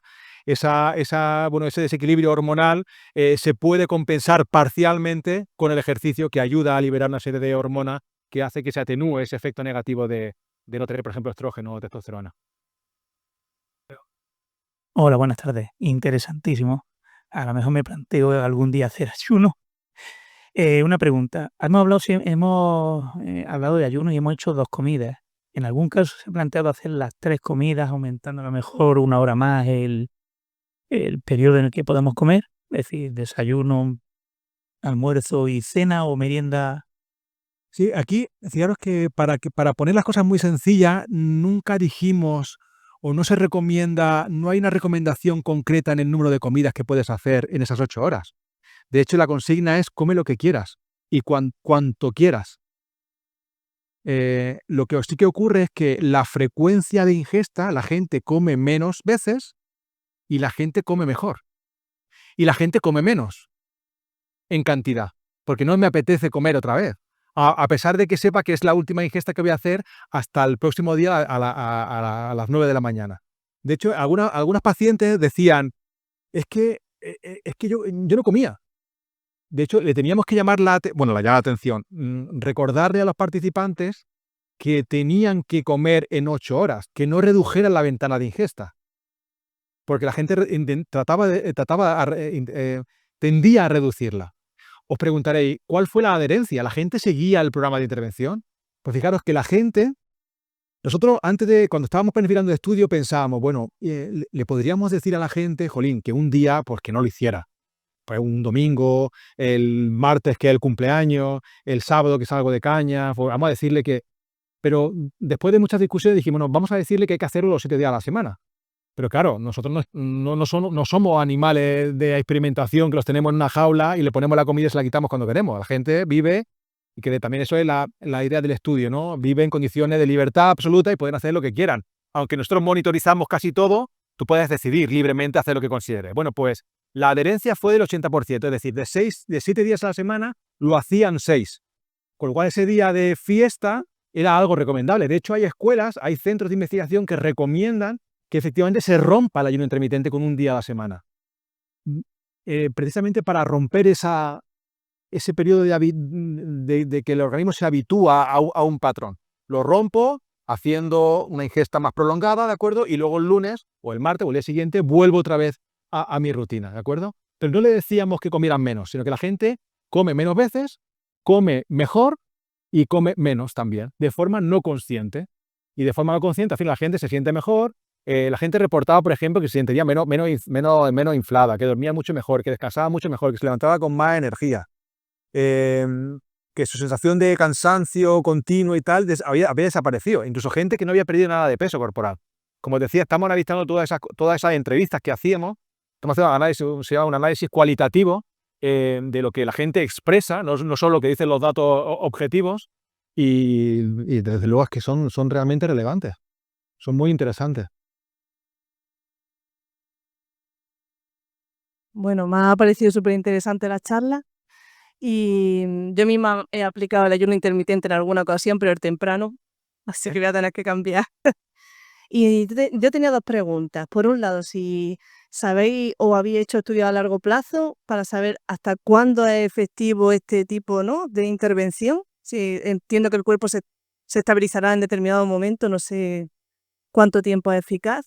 Y luego, por otro lado, como hay una pérdida de masa muscular importante, sé que el deporte es fundamental, pero también sería interesante a lo mejor una suplementación proteica o quizás una dieta rica en proteínas. Sí, efectivamente. A ver, a la primera pregunta, hay estudios que se han hecho durante 12 meses. Y claro, el peso no se puede perder de forma indefinida. Hay una pérdida de peso hasta los 6-7 meses y luego a partir de los 8-9 meses se produce un estancamiento, ¿de acuerdo? Un estancamiento que tiene que ver un poco con una cosa que se llama el adipostato. Nosotros tenemos un mecanismo que regula el peso corporal y una vez que llegamos a esa franja que está bastante bien controlada, pues no es posible perder más. A ver, a menos que entre en un estado patológico, ¿de acuerdo? Entonces, la pérdida de peso corporal que se reporta está en torno al 15%, 20%, los casos que yo más he visto, ¿de acuerdo? Y luego, en relación a la pérdida de masa muscular, efectivamente, hay que acompañarlo con un programa de ejercicio y también con un programa de recomendaciones nutricionales concretas, sobre todo en edades más sensibles como la menopausia. De hecho, estamos haciendo un estudio en mujeres en menopausia, que no tienen la menstruación, ¿de acuerdo? Y lo que hacemos es acompañar este ayuno intermitente con un programa de ejercicio, de entrenamiento de fuerza para preservar la pérdida de masa muscular. O sea, no cualquier tipo de ejercicio funciona, es un tipo de ejercicio concreto, ¿de acuerdo? Y además hay unas recomendaciones nutricionales muy concretas, sobre todo una dieta rica en proteína. Y metiendo con una preguntilla más respecto a la primera, y cuando ha ocurrido ese estancamiento, Sí. ¿qué recomendaría entonces? ¿Volver a la dieta habitual o se mantiene el ayuno intermitente? A ver, yo siempre digo que lo ideal es hacer pequeños cambios para provocar grandes adaptaciones. Cambios que uno pueda incorporar en su estilo de vida. cambios que van a estar con nosotros el resto de nuestras vidas. Si yo he aprendido a comer mejor, si he aprendido a que si yo como a las 8 de la tarde o a las 7 de la tarde duermo mucho mejor, si he aprendido a que hay cierto tipo de alimentos que no puedo comer justo cuando me levanto, como por ejemplo un zumo de naranja natural, me lo tomo medio litro, que yo pensaba que era súper sano y ahora parece que no lo es tanto. Si yo eso lo he aprendido, entiendo que no lo voy a hacer, o lo voy a hacer un día, ¿de acuerdo? Entonces son hábitos que yo incorporo en mi estilo de vida, ¿de acuerdo? Entonces, yo no digo que haya que hacer de 9 a 5 de la tarde, igual podemos flexibilizar y en lugar de las 5 o retrasar el desayuno un poco a las 10 y la última ingesta entre las 7 o las 8 de la tarde, podría ser algo asumible, pero lo que sí que es cierto que no es asumible o no deberíamos hacer son varias cosas, y que es lo que todo el mundo hace, sobre todo en la sociedad en la que vivimos, ¿no? Y es cenar a las 10 de la noche, es estar expuestos a una luz artificial azul a las 11, 12 de la noche y pretender dormir muy bien y levantarnos a las 8 de la mañana o a las 7 de la mañana. Eso es imposible, porque hay elementos externos que están compitiendo con nuestra fisiología. Nosotros tenemos un reloj interno, nuestras funciones fisiológicas están gobernadas por un reloj interno que está marcado principalmente por la luz del sol. De hecho, yo le preguntaba a mi abuelo, ¿vosotros cómo lo hacíais? Cuando yo empecé a interesarme por esto, voy a la gente mayor porque no estaba expuesto a este tipo de elementos externos, ¿no? Que alteran nuestro metabolismo. Y me decía, pues claro, para él era obvio, fijaros. ¿Cuándo te despertabas? Cuando amanecía. ¿Cuándo te ibas a dormir? Cuando anochecía. ¿Cuándo anochece, por ejemplo, ahora? A las 6 de la tarde o 7 de la tarde. Claro, yo decía, nosotros teníamos un candil, pero el aceite valía dinero, con lo cual lo teníamos encendido un rato. Un candil, luz tenue, amarilla, es justamente la que se recomienda cuando vamos a la última hora del día, ¿de acuerdo? Y se iban a dormir. Claro, habían cenado a las 6 de la tarde con la luz del sol o un poquito antes y se acostaban a las 9 o las 10 de la noche, ¿de acuerdo? Pero con el estómago vacío. Y podían dormir bien para el día siguiente poder levantarse con energía. Justamente lo que no hacemos ahora. Ahora hacemos ejercicio a las 10 de la noche porque no tenemos otro momento. Llegamos después de todo el día de estrés y pues ya era mi momento. Yo vengo pensando en que voy a cenar poquito, pero el queso, una cervecilla, venga, no sé qué, y nos pasa todo. Nos pasa todo. Pero además, con estos estudios nos ha ayudado a entender otro patrón que, claro, cuando uno está en su burbuja y piensa que todo el mundo hace lo que uno hace, pero no es así. O sea, la gente decía que le había ayudado mucho a hacer ayuno intermitente porque le había ayudado a ordenar sus vidas. De hecho, los patrones de ingesta y de vida que tiene la gente, que después de haber analizado a más de 500 personas, es absolutamente caótico. Caótico es que un día desayuno a las 6 y ceno a las 12, o me levanto a las 5 de la mañana porque me despierto y en lugar de darme la bella vuelta me voy al frigorífico. Y otro día pues me voy a hacer deporte a las 10 de la noche y otro día en fin. Y esto, como era, solo hay que mirar el reloj, miraba el reloj, ahora puedo comer. Comía. Ya no puedo, esta es mi última ingesta, ya sé que no puedo comer. Entonces le ayudaba a ordenar sus vidas. Y eso en cierta medida también es una intervención en sí misma. Y si ese ordenar la vida se alinea con los ritmos circadianos, con las funciones fisiológicas marcadas por la luz del día, pues mucho mejor. Estamos alineando nuestro estilo de vida a la ritmicidad o el ritmo de nuestro organismo. Que ahí es donde se producen los desajustes, ¿no? Cuando hay una desincronización de nuestro reloj interno con lo que realmente deberíamos hacer, ¿no? Porque nuestro estilo de vida pues está rompiendo esa ritmicidad, ¿no? Y el ejercicio ayuda, es un disruptor, la luz ayuda, es otro disruptor. Dice la gente, me estoy tomando melatonina, que es buenísima. Yo ya, te tomas melatonina, pero estás con el teléfono móvil así hasta la 1. Lo siento, pero no funciona. No funciona. O sea, yo quiero dormir, me estoy tomando la pastilla para dormir, pero estoy viendo la televisión o el teléfono. Pues no funciona. No te tomes la pastilla y haz cosas, modifica cosas en tu estilo de vida que favorezcan o que predispongan a tu organismo a poder dormir. Igual con la comida. Yo tomo la pastilla para dormir, pero es que me he pegado la comilona un lunes, un martes, un miércoles, un jueves. Pues no digo que salgamos a cenar un sábado y cenemos tarde. Pues bueno, pues un sábado. Pero todos los días, que suele ser lo habitual, no es lo más recomendable.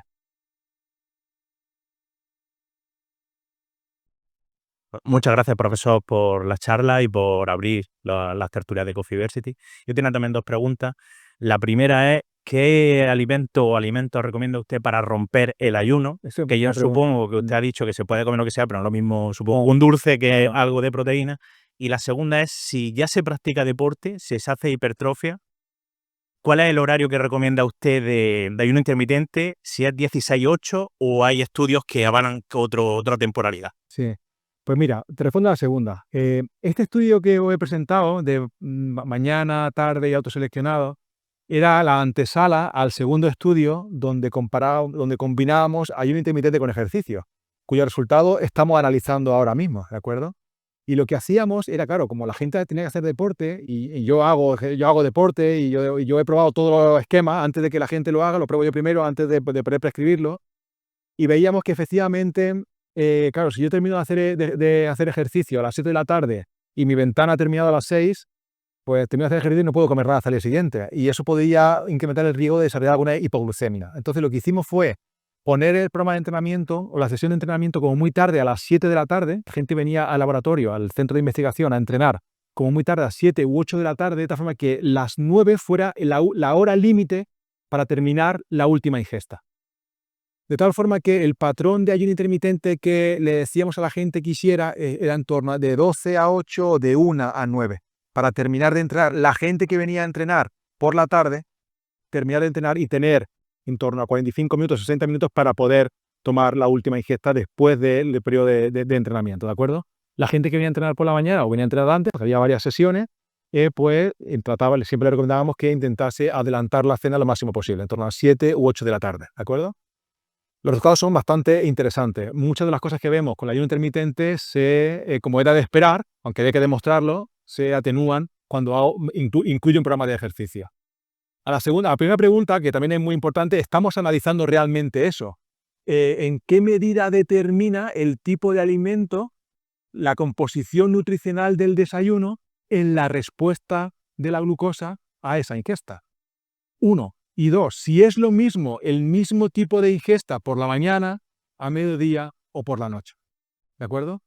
Para responderte de forma sencilla y que te vayas a casa con un mensaje, te diría que romper el ayuno no es recomendable romperlo con alimentos con alto índice glucémico. Por ejemplo, un zumo de naranja natural o un zumo de tetrabric o este tipo de alimentos, ¿de acuerdo? Sino que lo que se recomienda es alimento o desayunos altos en fibra y también en proteína, para evitar ese pico de glucemia, ¿de acuerdo? Fijaros que si vengo de ayunar, mi última ingesta fue a las 5 de la tarde, fijaros que yo me levanto, allí está mi glucosa, me levanto, desayuno, sube, y luego baja otra vez, estoy haciendo cosas, como, sube, baja, como a las 5 de la tarde, sube, y a las 5 de la tarde, 6, 7, 8, 9, 10, 12, 1, 2, 7, 8 de la mañana, si yo a las 8 de la mañana aquí me tomo un alimento con un índice glucémico con mucho azúcar, la glucemia hace boom, sube. Y justamente estos picos son los que tratamos de evitar. Va a subir porque estoy ingiriendo alimento, pero en lugar de que suba aquí, va a subir dentro de unos rangos relativamente normales. Y eso se consigue pues alterando o modificando la composición nutricional.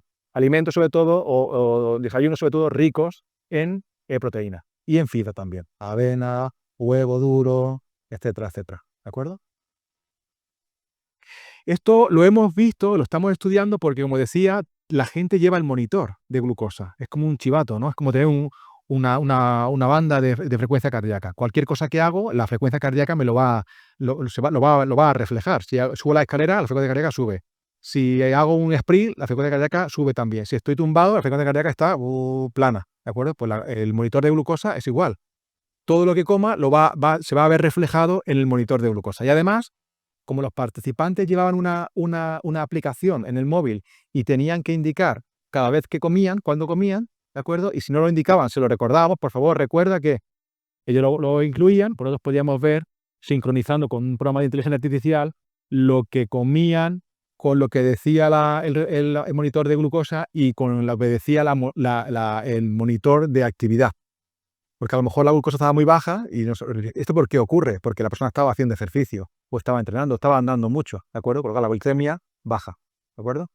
Integrando todo eso podemos dar respuesta a preguntas que todavía no sabemos, como por ejemplo esta, ¿no? ¿Qué tipo de alimento recomendar para romper esa ventana de ayuno?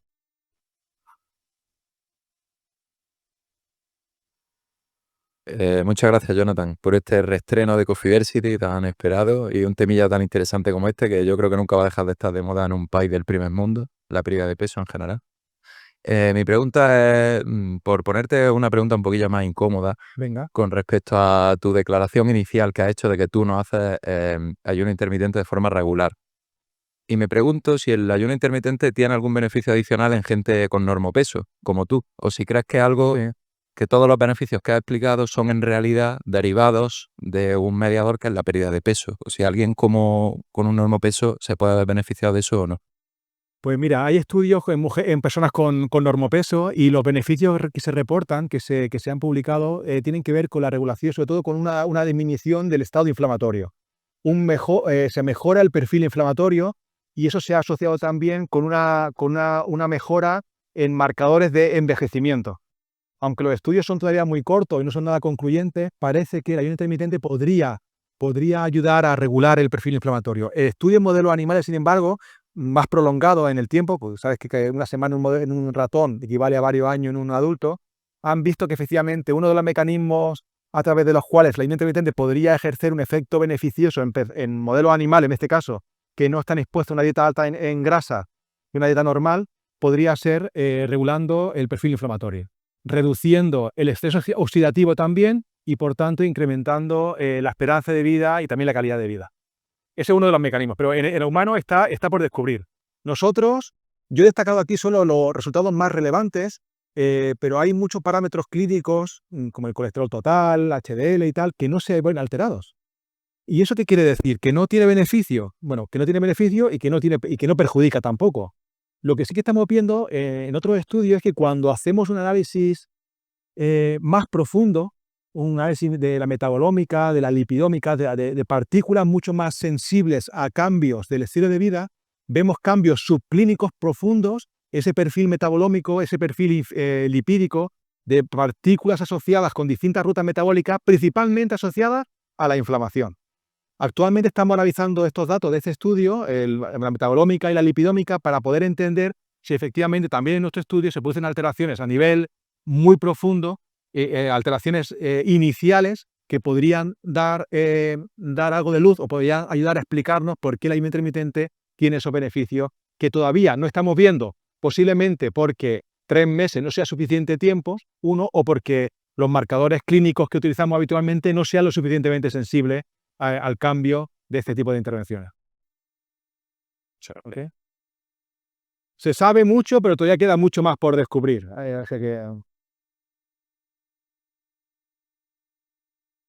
Buenas tardes, pues yo también quería darte las gracias porque además sabía básicamente el concepto del ayuno intermitente, pero nada más, con lo cual estoy aprendiendo un montón y intentaremos también aplicar algunos de estos consejos. Yo quería preguntarte también una cosilla precisamente al hilo de la segunda pregunta que ha hecho Mario, porque no sabía, quería preguntarte si es mito o era realidad, que uno de los beneficios del ayuno intermitente era precisamente el antiinflamar, porque el ayuno intermitente produce una cosa, que es que deja parar a todos los órganos del aparato digestivo. Así. Porque además, según tengo entendido, el ayuno intermitente surge o viene de justamente todo lo contrario, de un momento en el que las recomendaciones nutricionales era comer 7 veces al día, poquito pero continuo, y entonces una situación que probablemente sea una recomendación, yo creo que más ansiolítica, que buena para el metabolismo, ¿no? Pero de comer 7 veces al día, ahora las recomendaciones es estar casi todo el día sin comer, aduciendo un poco eso, ¿no? Que el hecho de que el sistema digestivo, que el estómago deje de segregar jugo gástrico, que la mucosa intestinal deje de estar funcionando, podía tener un beneficio. Eso entra dentro, por lo que has dicho, de lo que es la realidad más que el mito, ¿verdad? Así es, entra justamente dentro de la realidad. Estas recomendaciones de 7 veces al día o de 5 veces al día tenían una explicación fisiológica. Y la explicación fisiológica que tenía y que sigue teniendo es que, claro, al digerir los alimentos, cuando comemos, hacemos una comida y el proceso de digestión conlleva un incremento del gasto energético. O sea, yo quemo calorías para poder digerir lo que he comido. Entonces, claro, dependiendo del tipo de comida que yo coma, voy a gastar más energía o menos. Comida muy pesada, alimentos difícilmente digeribles, inducen a me cuesta más trabajo digerirlo, ¿me entendéis, no? Claro, me cuesta más trabajo digerirlo significa que mi gasto energético asociado a la digestión, a la termogénesis de los alimentos, que se llama así, respuesta termogénica a una ingesta, es mayor. Entonces decía, bueno, pues si yo acumulo muchas ingestas relativamente complejas de digerir, pues el gasto energético asociado a la ingesta, que normalmente está en un 10%, lo incremento a un 15 o un 20% y tengo la solución de los problemas de sobrepeso o obesidad. No es correcto, no es así. De hecho, las teorías sobre los beneficios de comer poco, sobre la longevidad, llevan años con nosotros. Lo que ocurre es que no queremos verlo. La evidencia en modelos animales, sobre todo en monos, es bestial. Y en modelo animal, en ratones, es bestial. Los que reducen su ingesta, viven mucho más y viven mucho mejor. O sea, viven mucho más años libres de enfermedad. En humanos esto no es sostenible y ya lo sabemos. Entonces hay estrategias como esta que están surgiendo para que la gente trate de incorporar hábitos a su estilo de vida que le hagan, pues, en primer lugar, sincronizar su reloj biológico, que ahora mismo está totalmente desincronizado por todos los factores que os he comentado anteriormente. Y en segundo lugar, reducir ligeramente la ingesta. Reducciones de ingesta drásticas llevan cambios drásticos, pero adaptaciones metabólicas no deseables. De nuevo, pequeños cambios sostenibles que a medio y largo plazo produzcan grandes adaptaciones. Yo siempre digo lo mismo y es esto del efecto peluquería, que yo llamo, no funciona en la salud. O sea, esto de que yo estoy, bueno, ayer tenía mucho pelo, aunque no lo creáis, voy a la peluquería, 10 minutos más tarde no tengo pelo. O 10 minutos más tarde ya estoy perfecta, ¿no? Con el objeto de salud no funciona así. Tenemos que tener paciencia y introducir pequeños cambios en nuestro estilo de vida, pequeñas cositas que yo pueda ir incorporando en mi vida diaria para que, sostenido en el tiempo, produzcan adaptaciones importantes, ¿de acuerdo? Por ejemplo, en lo que tiene que ver con el ejercicio, de nada sirve implementar un programa de ejercicio de ir 4 días al gimnasio o venir 4 días al laboratorio a entrenar. La gente no viene porque no tiene tiempo, porque no puede, porque no le gusta, porque... Entonces, ¿qué estamos haciendo? Pues pequeñas intervenciones de ejercicio, pequeños retos alcanzables. Le damos herramientas a la gente para que pueda cambiar un poquito. Bueno, esto lo puedo hacer. Venga, va, esto también lo puedo hacer. Bueno, si la semana pasada andaba 4.000 pasos de media diaria, la semana que viene intenta andar un 10% más, 4.400. Y lo consiguen. La semana siguiente, de 4.400 a 4.800, es factible, lo consigo. Y así voy incrementando un 10% el número de pasos y es una estrategia sostenible que la gente lo hace. Y 6 meses más tarde, después del estudio, la gente sigue haciéndolo. Porque ya lo ha incorporado en su estilo de vida, porque le hemos dado herramientas. Ahora bien, el efecto peluquería no funciona, porque la gente lo hace durante un periodo de tiempo. Antes del verano, antes de la boda, pero luego vuelvo otra vez a mi hábitos normales y todo vuelve otra vez a alterarse. Hola. Bueno, lo primero, muchas gracias. Y lo segundo, quería preguntarte si has comentado Sí. que había mucha variabilidad o sea, que teniendo la misma intervención y haciendo lo mismo, había mucha variabilidad entre los participantes. Y quería saber si se saben o si habéis estudiado las causas de por qué esa variabilidad. Efectivamente, eso es otra magnífica pregunta. Y en eso ocupamos ahora nuestro tiempo de trabajo y también el tiempo libre. Poder entender qué hace que una persona responda y que otra persona no responda al tratamiento. Pero desde el punto de vista de médico, esa es la gran pregunta. ¿Por qué hay gente que responde a un tratamiento X, pensar en cualquier tratamiento, y otra persona haciendo lo mismo no responde? Pues el ideal o este sueño de la medicina de precisión se pasa, y yo se lo digo a mi mujer que es sanitaria, pasa porque uno llega a la consulta y haga así con el dedo y con la misma huella o con una gota de sangre haya un algoritmo que te diga qué tipo de tratamiento tienes que dar a esa persona para poder solventar un problema de salud. Concreto, individualizado a esa persona, no a otra, sino a esa persona. Con estos estudios de perfil o de ómicas que estamos haciendo, estamos tratando de investigar si hay algunos parámetros biológicos que definan a los respondedores de los no respondedores. Y en qué medida podemos trasladar, desde un punto de vista factible, a las clínicas de nutrición, decirle, oye, si viene una persona con este perfil, tienes que hacer una intervención más agresiva o una intervención normal porque va a responder de forma natural. Hay gente que dice, yo soy una persona de libro, yo respondo ante cualquier estímulo. Si el libro dice que comiendo esto, haciendo esto, va a responder X, yo lo hago. Pero hay gente que no responde. Y lo estamos viendo. Pero estamos viendo cosas que uno no entiende, ¿no? Fijaros, ponemos a la gente a pasar frío. A la misma persona pasando la misma cantidad de frío. Y se espera que la gente tenga frío. Porque hay gente que no tiene frío y otra gente que tiene frío. Si lo estamos exponiendo a 4 grados, le ponemos un chaleco, un traje a 4 grados, están vestidos con 4 grados y hay gente que no pasa frío y gente que sí que pasa frío. Gente cuyo gasto energético se incrementa drásticamente porque sus músculos están tiritando, y esa gente que no. Cuando la fisiología dice A más B es C, pues no ocurre.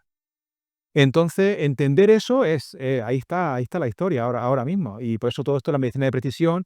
Y con esta posibilidad de analizar a nivel molecular los parámetros que anteriormente solo estábamos rascando la superficie, la posibilidad de ir a la profundidad, 1 y 2. No solo la posibilidad de generar datos a nivel biológico es impresionante, sino la capacidad para digerir esa información con la inteligencia artificial nos va a poder permitir dar respuestas absolutamente individualizadas. Y yo deseo y espero que todos y todas lo veamos. Y lo podamos disfrutar, claro. Buenas, Jonathan. Lo primero, muy chula la charla. Y mi pregunta va un poco por otra línea. Y es que, bueno, últimamente están haciéndose muy famosos estos fármacos que reducen peso como de forma mágica, el Wegovy, el Mounjaro, Ozempic. Y al fin y al cabo, las farmacéuticas que mueven cantidades ingentes de dinero y que financian gran parte de la investigación biosanitaria en estos ámbitos, al final se mueven porque les reporten beneficios, ¿no? Entonces, el tema de instaurar intervenciones dietéticas y basadas en ejercicio que no les reportan nada y al final son preventivas y realmente yo creo que es lo que tiene un impacto real, no sé si te parece que realmente el dinero se está desviando más a investigaciones más a nivel farmacológico, desarrollar nuevos fármacos y que le reporten dinero, y si a este tipo de investigaciones pues es difícil que se hagan para adelante en este sentido. No sé, ¿qué te parece? Bien. Bueno, en primer lugar, lo que me parece es que el descubrimiento de estos análogos es espectacular, que los beneficios son impresionantes, que la ciencia que hay detrás de ese fármaco que está en la farmacia que cuesta 300, 400 euros al mes, la ciencia que hay detrás es absolutamente irrevocable. Y el descubrimiento es impresionante. O sea, eso vaya por delante, ¿de acuerdo? Y que está solucionando muchos problemas a mucha gente que era incapaz de poder seguir un programa de nutricionado, de ejercicio, gente con una culpa bestial, gente que le ha acompañado la dieta toda su vida, toda la vida ha estado haciendo dieta y no ha sido capaz de perder peso. Esto es una solución. Con lo cual hay que aplaudir a la farmacéutica porque han empleado mucho tiempo, mucho esfuerzo y mucho dinero en hacer investigación a un nivel muy espectacular. Y de hecho, ahí están los resultados, ¿no? Claro, cuando dicen o cuando anuncian el fármaco, también anuncian en letra pequeña que el fármaco debe ir acompañado de un programa de educación nutricional o de nutrición saludable y de ejercicio físico. Lo que ocurre es que la gente no lo hace. Y el médico que no le corresponde tampoco sabe cómo prescribir una nutrición saludable y ejercicio. Además, no tiene tiempo. Tiene tiempo para prescribir. Un diabético, una persona con problemas cardiovasculares, le prescribe el fármaco, se pincha el fármaco, la dosis que corresponda y demás, y funciona. Y aparte funciona muy bien. Claro, tiene efectos adversos. Entre ellos, pues, mucho vómito, muchas náuseas, mucha diarrea y demás, que la gente al final come mucho menos porque regula la sensación de apetito, 1, y 2, porque cuando ve la comida no quiere. Y como si te pasas lo más mínimo, la náusea está garantizada, ¿de acuerdo? Pero los beneficios son impresionantes, ¿de acuerdo? Lo que sí que es cierto es que cuando comparamos los beneficios de ese fármaco con programas multidisciplinares, cuando digo multidisciplinares digo donde interviene un psicólogo, interviene un médico, interviene un nutricionista y un especialista en ciencias del deporte y el ejercicio, ¿de acuerdo? Ese programa multidisciplinar, los efectos de la gente que lo sigue, mujeres en edad de menopausia, los efectos son similares a los del fármaco, sin efectos adversos. Y además, un programa de intervención multidisciplinar que la gente incorpora en su estilo de vida y no abandona, se agarra como clavo ardiendo. De hecho, la gente dice, no, yo es que yo no me reconozco. No me reconozco hace 8 semanas. Yo ya no quiero volver atrás. Lo llama de nuevo a revisión a los 6 meses y no solo no han mejorado, no solo no han empeorado, sino que están todavía mucho mejor. Con lo cual, lo de los fármacos, ahora la gran pregunta de los fármacos es, uno, ya sabemos que funcionan muy bien, que al año los resultados son impresionantes, y eso está ahí.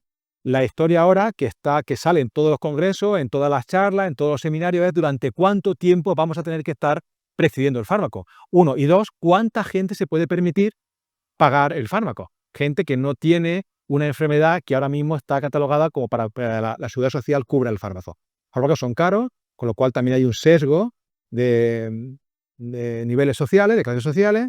No todo el mundo puede acceder a eso, aunque hay mucha gente que lo necesita, porque no olvidemos algo que no he dicho anteriormente, que bueno, quiero dejarlo claro, ¿no? La obesidad es un problema de salud, es una enfermedad multifactorial, y el centro o el problema o la causa no es solo la persona. Hay muchos factores que hacen que esa persona desarrolle esa enfermedad, por lo cual la forma de atacar esa enfermedad es también multifactorial y de distintos enfoques. El fármaco solo lo hace de una forma, y aparte, el fármaco trata la enfermedad desde un punto de vista pasivo. ¿Qué significa pasivo? Estoy sentado y me tomo o me pincho. No tomo acción positiva, ¿de acuerdo? De hecho, cada vez más vemos a gente pinchándose, comiéndose su magdalena. Bueno, cada uno es libre de hacer lo que quiera, pero el problema es otra vez lo mismo. La melatonina para dormir, pero el teléfono móvil hasta la 1 de la mañana. Bueno, no va, no funciona. Entonces, nosotros trabajamos también con temas de fármacos, promulgamos, bueno, hay que tomar el fármaco, sí, pero además acompáñalo de un programa realmente activo. O sea, toma conciencia activa de tu problema. Si tienes un problema, tienes que tomar conciencia de forma activa. No solo sirve tomándote el fármaco o echándole los balones fuera, echándole la culpa a los demás, sino tú eres la persona que tiene que tomar conciencia y una actitud activa ante ese problema. ¿Ok? Vale, pues damos aquí el turno a la última pregunta. Venga. Bueno, muchas gracias por la tertulia, y yo quería preguntarte por la relación entre el ayuno y el desempeño deportivo. ¿Qué ocurre si se plantea el ejercicio fuera de lo que es la ventana de la comida Claro. y, por ejemplo, se va al gimnasio en ayunas? Sí. Si se ve condicionado eso, menor eficacia en los ejercicios, si se ve disminuido el Bien, desempeño. pues todo depende. Depende de cuál sea el nivel de desempeño que tú necesitas. Si vas a correr una maratón, yo te diría que no vayas después de salir al ayuno. Si vas a entrenar 1 hora, una carrera a un ritmo moderado, puedes hacerlo en ayunas perfectamente, que además va a incrementar la oxidación de grasas. Vas a quemar más grasa que si lo haces después de haber ingerido alguna comida, ¿de acuerdo? Todo depende del nivel de exigencia física que requiera ese entrenamiento, ¿de acuerdo? También estamos también trabajando mucho sobre entrenar en ayunas o entrenar después de haber ingerido un alimento, entrenar por la mañana o entrenar por la tarde, qué momento del día es óptimo para maximizar los efectos del ejercicio. Todavía hay muchas preguntas que podemos dar respuesta con investigaciones de este tipo para de nuevo individualizar la dosis para maximizar los beneficios de la intervención. ¿Vale?